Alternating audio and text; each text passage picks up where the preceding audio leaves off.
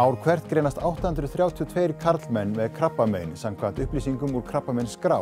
Marsmánuður, einnig þekktur sem mottumars, tileinkaður baráttu þeirra gegn krabbameini. Í þessari 4 þátta seríu ætlum við að líta á málefnið út frá ýmsum hliðum. Við ætlum að byrja á að heyra sögu 3 karlmanna sem stigu fram í þáttunum Ungt fólk á krabbamein á N4. Við byrjum á að hitta Sigurð Gísla á Akureyri en hann greindist mjög ungur með krabbamein. Sigurður Gísli Gunnlaugsson á Akureyri fékk beinkrabbamein fyrir 20 árum þegar hann var 11 ára gamall sem tókst að lækna. Sigurður bjó þá ásamt tvíburabróður sínum og móður í Austurlandeyjum en pabbi hans og 2 eldri bræður bjuggu í Fnjóskadal.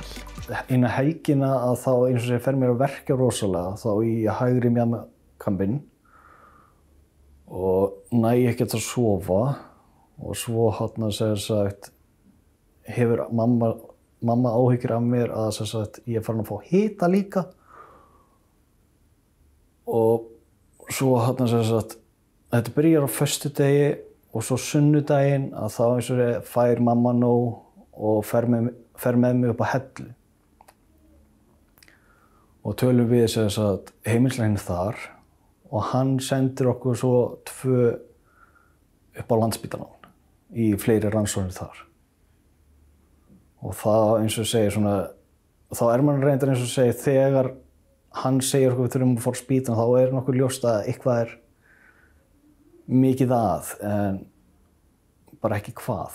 Eða eins og segir maður hafði ekki hugmynd hvað var í gangi sko. Tók langan tíma að greina þig að þú væri komið beinkrabba? Mér minnir það, já. Það tók sérstaklega langan tíma minnum út af því eins og segir að miðað við þessa tegunda krabba ég hefði ekki átt að geta labbað þó ég var ekki að gera það sko. Mamma var hjá mér allan tíman. Og eins og segi, hún einbeitti sér alveg að mér, að hlúa að mér. Hinir bræður minni þeir fengu svolítið að sitja hjá meðan á þessu öllu sem stóð. En hvað tók við þegar það var búið að greina þig með beinkrabbamein? Þá byrjuðu lyfjameðferðir á Landspítalanum. Svo bara þess að venjulegu krabbameinsmeðferðir myndi maður segja. Þessi erfuðu minningar og kannski alvarlegri stundir að þær til dæmis taka yfir allt saman. Það var svolítið mikið þannig hvort myndi deyja undan ég eða krabbinn. Já, það var alveg það. Já, þetta var eins og segir krabbinn hjá mér, hann var það dreifður. Hvar var hann?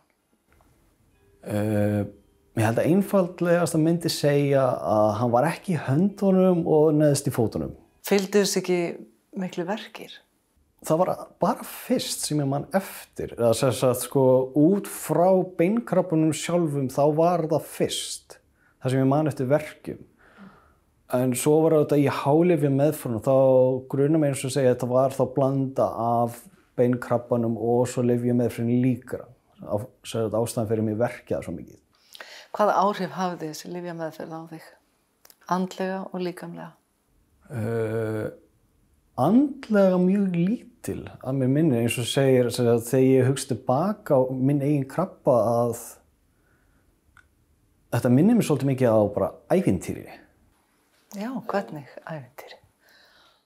Eins og segir bara það var svo margt sem gerðist á þessum tíma. Eins og segir þetta var ekki þessi typíska fara í skólan klukkan 8, koma úr skóla klukkan 4 og svo hjálpa til í sveitinni sko.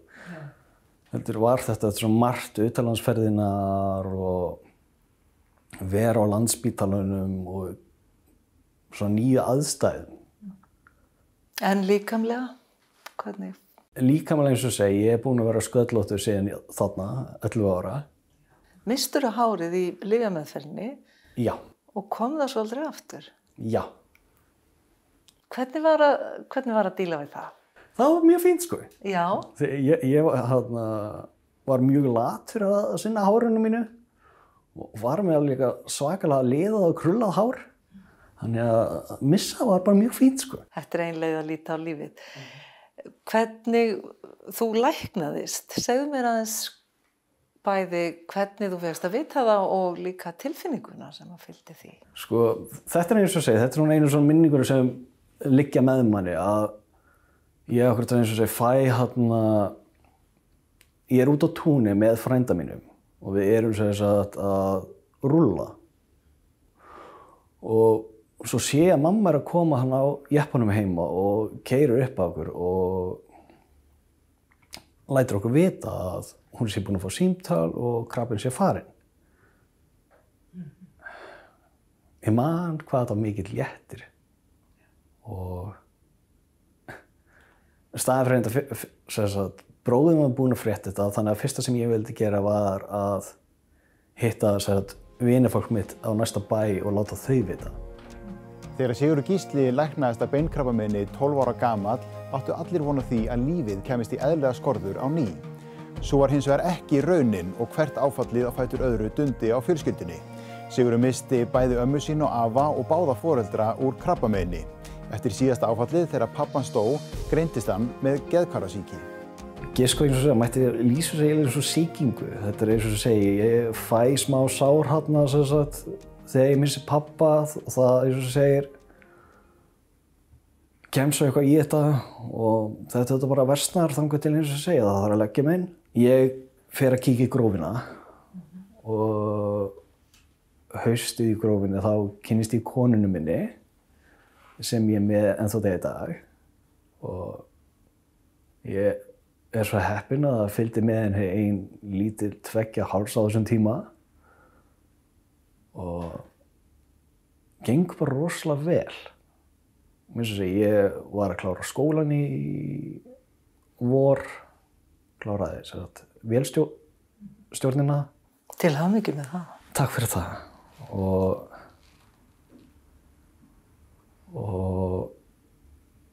geðhvarfasýkin eins og segir svona hjálpaði mér að ná mér upp úr því þunglindi og þá vanlíðan sem ég lifði við. Ég átti af og til góðar stundir fyrir þetta en ég lifði ekki lífinu eins og ég ger í dag. Ég gerði bara það sem ég þurfti til þess að lifa af. Mér fannst eins og bara ég væri þurfti bara að lifa við þessar aðstæður.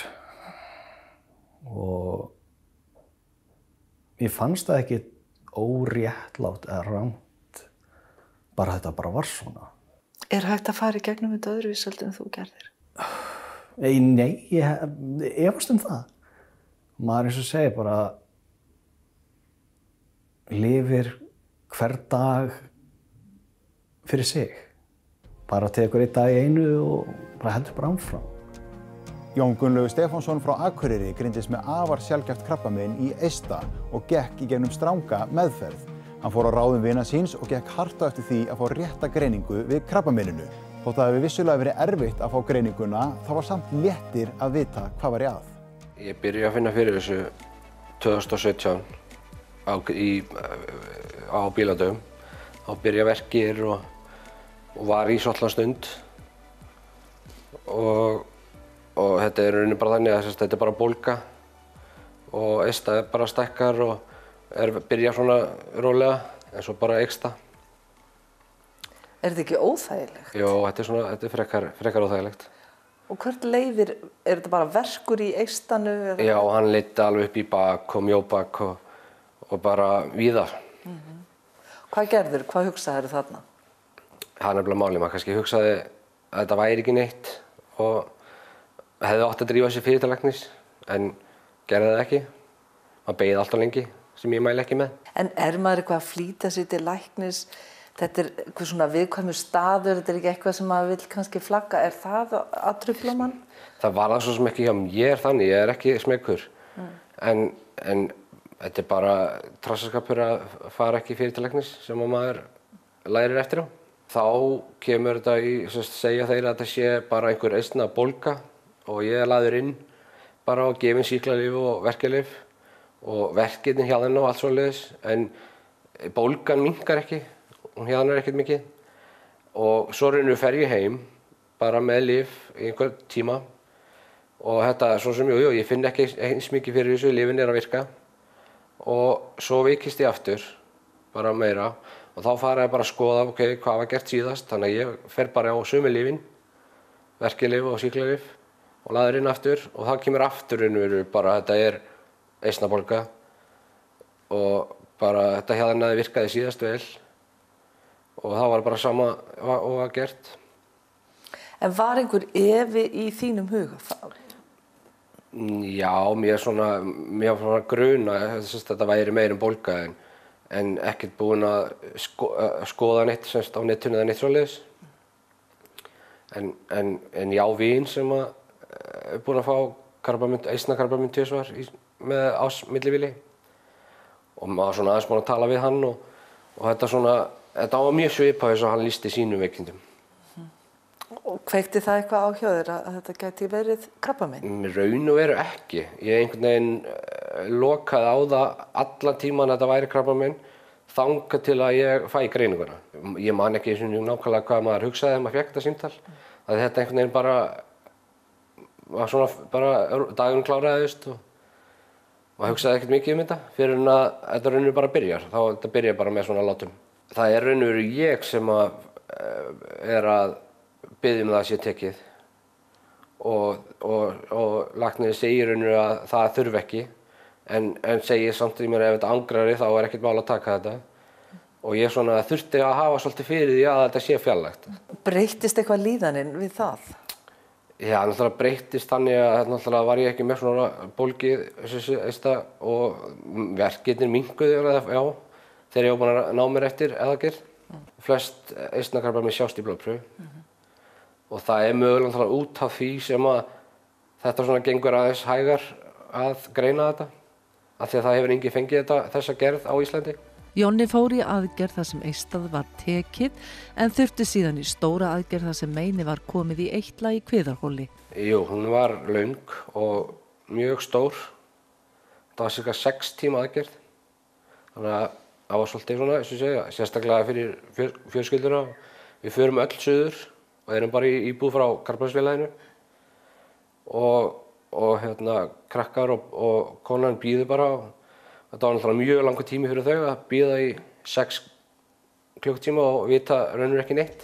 Þau hjónin hafa alltaf verið samstiga í þessu ferli og ákváðu strax að vera opin stöðuna og leyfa börnunum að fylgjast vel með, halda engum upplýsingum frá þeim sem skiptuðu máli. Já, þetta var svo sem ekkert beint sem við ræddum við ákveðum bara að þetta væri, við erum ekkert að fela þetta neitt. Við bara segjum börnunum nákvæmlega hvernig þetta og leið og við vorum búin í einhverju viðtölum og svoleiðis, þá var þeim bara sagt þetta bara svona og var duglega að taka það bara með, leyfum að vera með okkur í þessu. Þetta ekkert bara sjúklingurinn sem verkefni, þetta bara allir sem þurfa að fara í gegnum þetta. Þetta var náttúrulega mjög erfitt og í rauninni kannski man ég ekkert alveg hvernig mér leið, heldur bara, ég trúði þessu varla. Þetta náttúrulega svolítið fjarri manni að bara, krabbamein, maður hélt alltaf einhvern veginn enginn sem næst manni eða maður sjálfur myndi fá krabbamein, Þetta tók náttúrulega tíma og greina þetta alveg niður í hvað við ættum að fara að fást við, Hvernig breytist hlutverk þitt sem eiginkonunnar? Já, í rauninni kannski svolítið bara eini fókusinn á okkar líf var bara að hann myndi batna og honum myndi batna og við myndum bara klára þetta verkefni. Hvernig snerið þetta af börnunum ykkar? Hvernig fannst þér þau taka þessu? Þau voru ótrúlega dugleg og bara svona jákvæð. Við ræddum þetta alltaf og þó við sátum kannski vorum að horfa á sjónvarpið þá var þetta ekki endilega rætt. Við vorum ekkert allan daginn að ræða þessi veikindi, En þegar þau spurðu þá fengu þau svör og þau fengu náttúrulega upplýsingar alltaf það sem við fengu þau strax og við buðum þeim alltaf ef þau vildu vita eitthvað meira þá myndum við afla upplýsingu það en já, þau stóðu svo alveg ótrúlega vel. Já, hann mjög, mjög óþolinmóður en þarna sýndi hann að hann hefur þolinmæði og var bara mjög svona mikið jafnar geð sem að kom mér mjög mikið óvart því að ég held að ég hafi verið svona frekar óþolinmóða manneskjan þarna með við sko hlutverkjum okkar breyttist í rauninni kannski frekar bara. Breyttist sambandi ykkar eitthvað? Hefur það gerst? Nei, í rauninni ekki svona, ekki þannig, en ég sá kannski svona mýkri hliðina á honum. Svona, þú veist, ég meina það við grétum saman og auðvitað áttum við náttúrulega bara erfiðar stundir en kannski svona eins og sem myndi segja fallega stundir þó þetta væri mjög erfitt. Ertu ekki bíladellukall? Jú, svolítið mikið. Þannig að maður hangsar ekkert í því, sko? Nei, maður er ekkert að hangsa í því, sko. Nei. Það er bara þannig. En á sama tíma kannski mjög mikilvægt að eiga sér eitthvað áhugamál? Já, það er mjög gott í prósessinu líka að geta bara þó ég hafi ekki haft orku til þess. Það var samt gott að slökkva aðeins á þessu og hugsa bara að reyna að gera eitthvað smá sem ég mæli með, ekki bara að vera alveg lokaður, sko. Það er fínt að fara út að labba og líka bara reyna að hitta fólk og halda áhugamálunum á gangandi. Segðu mér aðeins með að hitta fólk, nú eru margir sem upplifa það svo skrítið sem það að þegar að eitthvað bjátar á, þá á fólk stundum erfitt með að hitta mann. Já. Upplifðið þú svoleiðis? Ég var mjög mikið var við það. Þetta var svona eins og fólk mætti manni og það vissi ekki alveg hvort átt að tala um veikindin eða bara tala ekki við mig eða bara, hvað átt að segja. Er þetta ekki bara óöryggi fólks? Jó, þetta sé bara svona, fólk veit ekki hvernig manni líður og hvort að maður sé tilbúin til þess að tala um veikindin eða ekki. Og hjálpar ekki til að þetta náttúrulega eins og maður segir í eista og maður var ofta að segja, maður var spurður hvar greindist með krabbamein og maður sagði bara, ég er með eista-krabbamein og þá svona eins og andliti breytist á mig eins og maður bara, ég er ekkert að fara að ræða það meira. Nei. En það er ekki þannig, við ráðum náttúrulega ekki í fyrsta lagi hvar við fáum krabbamein en það í mínu það þannig að ég er ekki feiminn að tala um mín veikindi þó að þau séu eista. Nei. Hvað myndirðu ráðleggja ungum karlmönnum sem kannski að finna einhver óþægindi í eista? Hvað eiga að gera? Ég myndi alltaf hiklaust leið og þau finna einhverja breytingu, annarkvæmt í bólgu eða stækkun eða verki. Það er bara að láta líta á þetta strax. Af því að ég held bara að þið græðið ekkert á því að geyma það. Ég meina þó að þetta bara sé ekki neitt, þá bara við veistu það. Og það er það flottu búnaði til að þetta greina þetta býsna fljótt. Stefán Haukur Björnsson Vogey var aðeins 18 ára gamall þegar að faðir hans, Björn Stefánsson, bóndi frá Hesjuvöllum, lést úr krabbameini í maga aðeins 53 ára að aldri. Stefán segir að það hefði skipt miklu máli hvað þeir feðgar voru nánir og áttu mörg sömu áhugamál. Þeir voru því duglegir að búa sér til minningar áður en að faðir hans lést. Þegar þau koma síðan á spítalana þá gamli dreginn út úr sjúkrabílnum í rúmi og hann er svona fjólblár allur í framann og bláa varir og skelfur og kulda og líður alveg greinilega mjög illa sem var rosalega óeðlilegt að sjá hann svoleiðis. Og af hverju var ástandið hans orðið svona? Hann var bara búið að ákveða að hann væri dauðvona og en þeir vissu ekkert hvað hann átti mikið eftir og það voru búin að líða einhverjar 2 vikur held ég, ef maður rétt, sem að frá hann fékk þær fréttir og þangað til að þessum degi og það var eitthvað sem að sprakk endanlega inn í honum eitthvað á þessum degi sem að orsakaði allar þessar kvalir og þegar allt fór. En hann var í raun og veru heima og fluttur upp á spítala þennan síðasta dag sinn? Já, hann var bara heima og var bara leggjað sín í rúmi og kemur sig fram og allur fjólblár í framann og segir bara að hann sillilega illt í maganum eitthvað sem var rosalega óeðlilegt að heyra hann eitthvað kvart yfir einhverju, þannig að það var bara hringt bara strax í neyðarlínu og hann var sóttur og skutlaður á sjúkrahús bara. Og þar hittur hann, náðurðu einhverjum tíma með honum þar, þennan dag? Já, ég hann sagði við mig, að síðast sem hann sagði við mig var upp á sjúkrahúsi var eitthvað sem að hann baði mig að ganga frá einhverju víradrasli svo yrði alveg örugglega allt í góðu inn í bílskútum og það var svona pínuð sem svona einkenndi hans pílu svona, þú veist, þetta var bara, þú veist, hann var að deyja og hann var samt að hugsa skilurðu okkur að þetta væri alveg örugglega allt í góðu, sko. Og svo er þessi stutti tími sem að maður hefur til þess að undirbúa jarðarför, hvernig, og vinirnir komu og allt það, en þessi jarðarför þykir allavega hér á Akureyri mjög eftirminnileg, getur þú sagt mér aðeins um það? Já, þetta var mjög öðruvísi heldur en vanalega er gert allavega og finnst mér og vinur hans pappa tók sér saman nokkrir og söfnuðu pening fyrir jarðarförinni. Þess var alveg heilmikill peningur á 1 eða 2 vikum eða eitthvað slíks og borguðu bara jarðarförina og síðan var kistan hún var sprautuð græn, arstikætt græna því það var sleðategundin hans og þegar Carex gerði það á laugardegi bara frítt og það var svona rosalega mikið svoleiðis sem var bara svona, þú veist, fólk steig bara inn og bara, þú veist, bara hvernig get ég aðstoðað og svo bara sagði mér það og það bara já, ekkert mál og það var bara minnsta mál, þú veist, og maður ætlar að gera eitthvað tilbaka fyrir þig og segði bara, þú veist, bara gleymdi hugmyndir, ég bara gera það fyrir Bjössa. Yeah. Þú veist, bara, og þetta var allt svona einhvern veginn. Hann sagði við Adda Tryggva fyrir mörgum ára síðan að þegar hann myndi deyja þá myndi hann vilja fara á tveggjarslega kerru við hliðan á galmarsliðanum sínu sem hann keypti 99 sem að hann sagði alltaf veri hinn helmingur á sálinni sinni. Það er árið sem þú fæðist? Já. Og þessi sliði var honum mjög kær og hann sagði að hann vildi fara úr kirkjunu upp í kirkjugarð á tveggjarslega kerru við hliðan á sliðanum. Og Addi myndi eftir þessu og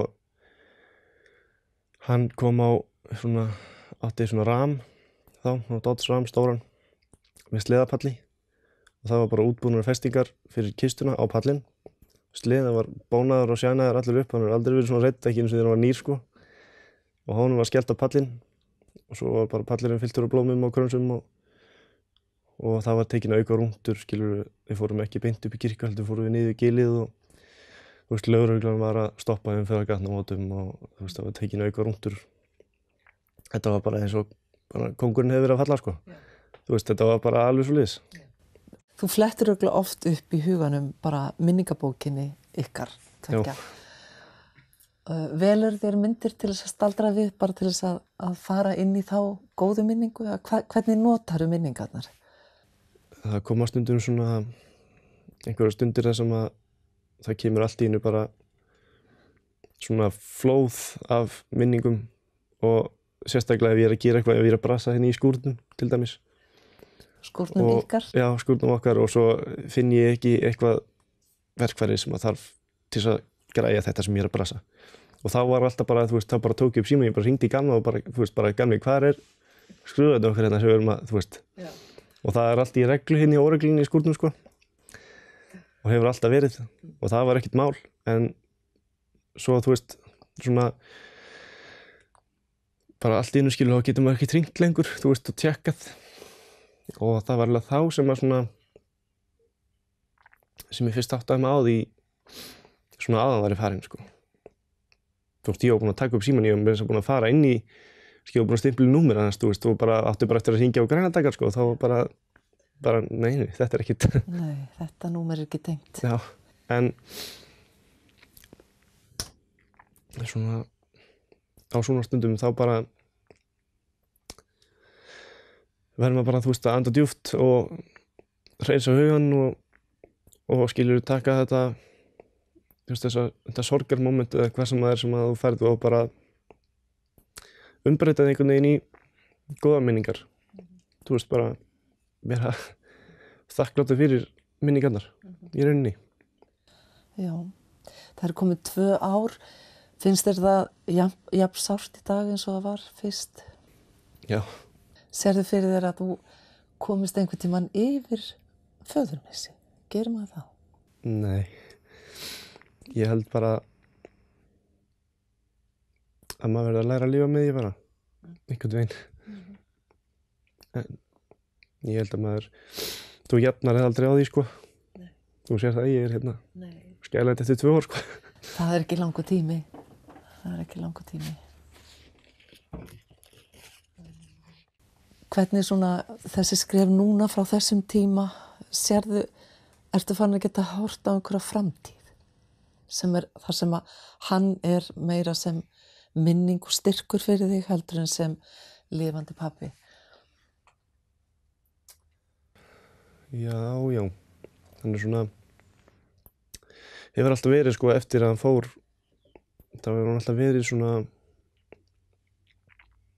hjá mér einhvern veginn, þó hann sé skilur við dáinn. Hvernig finnur það?